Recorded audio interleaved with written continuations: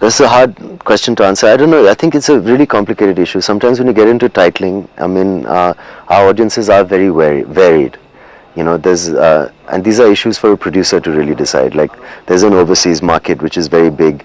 You know, there's certain minority cultures in the country whose patronage is very important to a movie. And unfortunately, sometimes in art, if you title something with a certain name, you might run a risk of alienating certain people. In fact, there's been conversations, people have said if you keep a certain title, you might lose a massive amount of money just straight away. So I think that's an issue best discussed with the production. As far as me, I don't know. My logic is simply that, and it's got nothing to do with sensible filmmaking or intelligence or money. But the original was the name of the character, Othello. So I have a tendency to feel that this film should also be titled after the guy it's about, whose name is Omkara. But again, I mean, that's an issue best left to them. But I mean, again, it's quite a commercial lineup. Can you ask me about the music later? You have worked on a lot of big productions. I mean, it's got like couple of fun party stage songs that are full on for front benches, and I can imagine some raunchy music videos being cut to it with like, I mean, when they were playing it here on the set, I mean, it was like a village house trance party, because it's got like, Bipasha Basu and Vivek doing some great songs, and it's also got some soulful music. I mean, Vishal Bhardwaj basically, I think, initially a music director, so he's got a lot of taste, and I think he's chosen his music carefully. And there's some nice love songs and romantic tracks and soulful music and some kind of disco fun going on. But frankly, to me, it's not about the music. I mean, that's something that's happening in the background, enhancing what's going on. But it's about these characters and this story. You don't have a favorite song? I suppose my favorite song would be Bidi Jalailo. Just the way it's been shot and the kind of song it is. I think both times, he's been very much at home in the kind of characters. I think they're tailor-made for him. This one is really different for me. In that one, they were both tailor-made for us. You might run a risk of alienating certain people. In fact, there's been conversations, people have said if you keep a certain title, you might lose a massive amount of money just straight away. So I think that's an issue best discussed with the production. As far as me, I don't know. My logic is simply that, and it's got nothing to do with sensible filmmaking or intelligence or money. But the original was the name of the character, Othello. So I have a tendency to feel that this film should also be titled after the guy it's about, whose name is Omkara. But again, I mean, that's an issue best left to them. Well, I mean, again, it's quite a commercial lineup. So it's always been a pleasure. But there's also a lot of space between us to operate, and it's not. We're not really conscious of each other as people when we're working. It's just very comfortable in that sense. He's also a very understated kind of actor and real. And I mean, anyone who likes making films like this has to have something, interesting going on. So,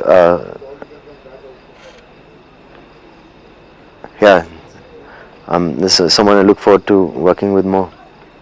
You're also working with Karina Vivek, Razir Saab, Omkara for the first time. What a little bit about the issue? Well, I mean, it's quite a slightly boring kind of question because, I'll tell you why it's boring. Because, I mean, it doesn't really matter. I mean, after a point, it's the script that brings you together. And sometimes you've got like Konkanas, they're all fabulous actors. And it's such well-written stuff that it's really quite easy and really nice to see how some of these people interpret what they have, particularly Nasir Saab and watching Konkona work, and even Kareena, who is perhaps normally associated with more glamorous and commercial films, even though, I mean, it's tailor-made for her. She's the glamorous girl in a village of darker and less beautiful people. That's what Desdemona is meant to be. And I actually think she's a great actor who, like all of us, given the chance first and the script and the part in which to show you what she can do, and this is one of them. I mean, there's just one shot in LOC really that was out of the ordinary, and the way she did that when she sees her partner, which happens to be me, dead body coming in, her reaction was unique. And it's a sync sound movie, and I've just done a couple of scenes with her, but the way she's spoken and choked and actually not spoken shows a lot of great stuff. Of course, there are lighter elements. The lighter elements, it is a love story. It's a tragedy, but it's full. It's an entire world of these people. It's not. I wouldn't say it's grim and dark. It's very funny in places. It's extremely romantic in places. It's got thrills and action and all that. So this is what I mean. It's a complete Shakespearean screenplay. It's just that the underlying theme is a bit heavy, and what happens is sad, but it's satisfying, and it will probably teach you something at the end of it all, and it gives you a feeling as an audience that you've experienced something, which is not always a happy ending. But that doesn't mean it's not a satisfying ending, which is the most important thing. You feel satisfied at the end of it.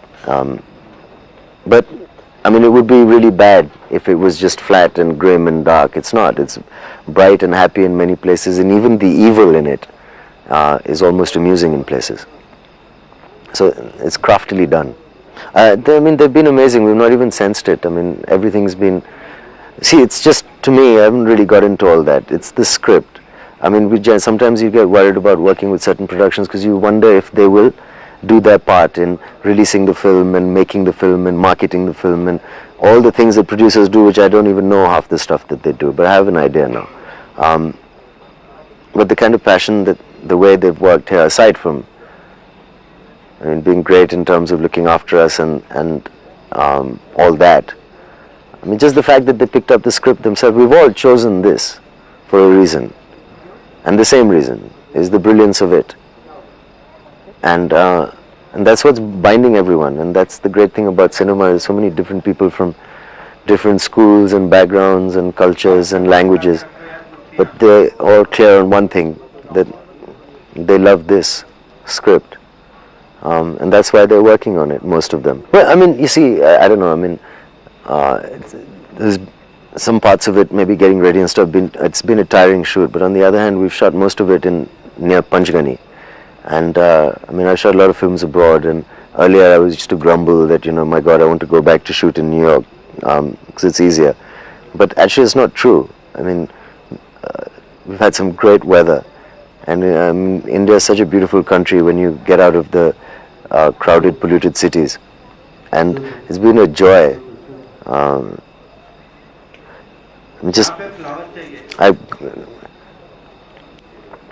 bought a new car. I always wanted,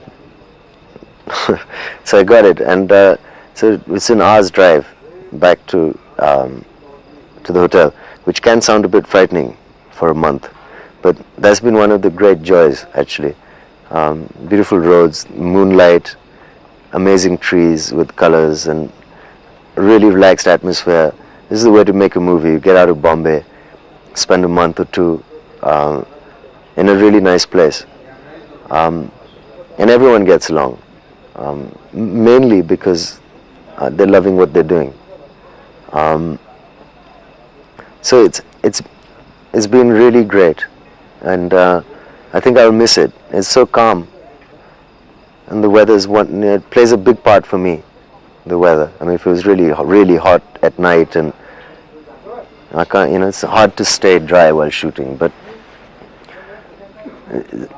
Vai, Panchgani, Mahabaleshwar. These places are really pretty. I shot a lot of songs here in the in the 90s. But like this is a different feeling coming here and shooting in the dust and yeah. See, it's a great set. It's a huge set, and it's it's a hell of an achievement for any production. It's also extremely tastefully done and authentically done. To the naked eye, it might not look like a real village because it's a shooting set. So some gaps will be larger, but little areas of it's been built with a camera to be placed in mind. So in that sense, I mean,